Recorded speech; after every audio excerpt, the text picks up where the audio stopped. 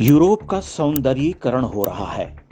यूं तो वह पहले से बहुत सुंदर है, लेकिन अब उसे सुंदरतर बनाया जा रहा, एकदम जन्नत, झकास। अग्नि की लपटें उसे पवित्र कर रही हैं।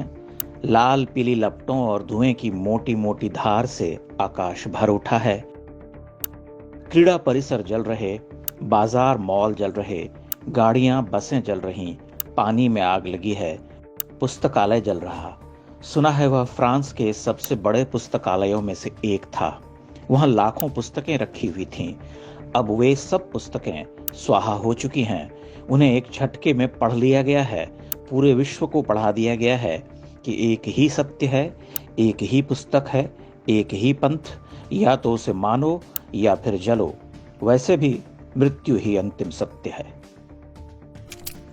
फ्रांस के लोगों को अपनी संस्कृति, भाषा और धरोहरों पर बड़ा गर्व रहा है। बड़े महान लेखकों, चित्रकारों, कलाकारों, मूर्तिकारों की धरती रही है फ्रांस। अब फ्रांस के लोगों को समझा दिया गया है कि यह सब मिथ्या है। हजारों वर्ष प्राचीन सभ्यता है तो है। बड़े तप, श्रम, स्वेद, साधना और प्रज्ञा से उसे गढ़ा गया तो एक झटके में उसे भस्म भी किया जा सकता है। और यह फ्रांस के साथ ही नहीं, लगभग पूरे यूरोप के साथ होने वाला है। झांकियां तो वहां पहले से दिखलाई जा रही। प्रोग्रेसिव यूरोप, मानवाधिकार का पैरोकारी यूरोप, आधुनिक, समतामूलक, सेक्युलर यूरोप। दुनिया जब सो रही थी तब यूरोप का रेनेसां हो चुका था, पुनर्जागरण। उसी जागरण के घोड़े पर सवार होकर यूरोप सरपट भागा था। विज्ञान, कला और साहित्य में प्रतिमान स्थापित किए दुनिया पर चढ़ बैठा। फिर यूरोप ने प्रजातंत्र की महत्ता स्वीकार की। सबको जीने का समान अधिकार मिले। उसी अधिकार को मानवता का आभूषण कहकर यूरोप ने आह्वान किया, आओ शरणार्थियों, आओ, हमारी धरती पर बस जाओ। हमारे घरों को अपना घर समझो। दूधो नहाओ, पूतो पूत फलो, समंदर में तैरो, किलोल करो और बीच सड़क पर अता करो नमाज। चाहे कल परसों करो या फिर कर लो आज। आओ मेरे प्रिय शरणार्थियों, आओ, तुम बहुत कष्ट में हो। आखिरकार वे आ गए। धीरे धीरे पसरने लगे। यूरोप के छोटे छोटे खूबसूरत देश अतिथियों से भरने लगे। ये वो अतिथि थे जिन्हें कभी लौटना नहीं था। अतिथियों की भूख बढ़ने लगी। जीवन की आधारभूत आवश्यकताएं जब सरलता से पूरी होने लगीं तो उन्होंने कहा, यह भी दो, वह भी लाओ। ब्रेड दिया है तो बटर लगाओ। यूरोप ने मक्खन लगाया, प्याला भर भर दिया। अतिथि गटागट सुड़कने लगे, पर अतिथियों की क्षुधाग्नि शांत ही कहां होती थी। फिर अतिथियों ने छीनना, दावा ठोकना शुरू किया।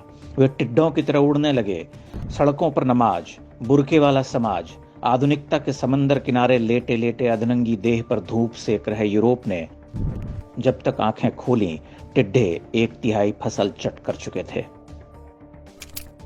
कभी न अस्त होने वाली बरतानिया हुकूमत पस्त हो उठी।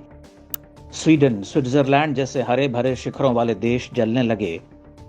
जो आज तक नहीं देखा था, देखने लगे। फ्रांस ने नई क्रांति देखी। यूरोप बारूद के ढेर पर बैठा है। अब समानता और सेक्युलरिज्म नहीं चल सकता। अब या तो मूल यूरोप बचेगा या तबाह हो जाएगा। ये तो छोटी मोटी डॉक्यूमेंट्री फिल्में हैं। अभी महाख्यान रचे जाएंगे, लेकिन ये छोटी फिल्में ही इतना बताने के लिए पर्याप्त हैं कि 1400 वर्ष से चली आ रही एक भीड़ पूरी दुनिया में एक ही सिद्धांत पर चलती है। उस भीड़ के लिए न कोई मनुष्य है, न कोई समाज, न कोई आन धर्म, न उसके देवता, न कोई जीवन दर्शन। एक ही सच है, जो उन्हें नहीं मानता वह काफिर है। सभी काफिरों को समाप्त होना होता है। इससे सरलतर सिद्धांत खोजे नहीं मिलता। अब यूरोप को अपना रास्ता चुनना होगा। वह समाप्ति के रास्ते पर चलना चाहता है या संघर्ष को चुनता है। दोनों ही रास्ते अपार कठिनाइयों से भरे हुए हैं। चुप रहना यानी समापन को चुनना, प्रतिरोध करना यानी संघर्ष, रक्तपात, अग्नि की लपटों में धंसना, तय यूरोप को करना है।